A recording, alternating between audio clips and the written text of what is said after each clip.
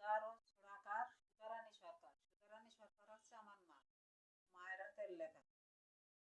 একদিন এক আসনে লক্ষ্মীনারায়ণ ব্রত কথা জিজ্ঞাসা করিয়া যতন। ব্রত কথা জিজ্ঞাসা গোলক গোসাই, কার ঘরে অচলা কার ঘরে থাকো নাই।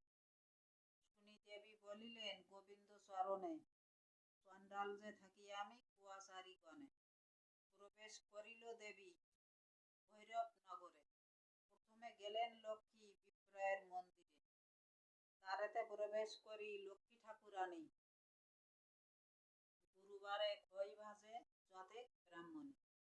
দেবী বলে পৃথিবীতে কেন দিলাম পা, ব্রাহ্মণীতে রঙ্গ দেখে জ্বলে গেল গা।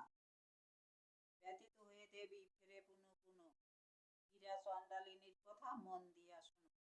হাত প্রক্ষালিতে গেছে হীরা চণ্ডালিনী, সেইখানেতে দণ্ডায় আছে লক্ষ্মী ঠাকুরানী।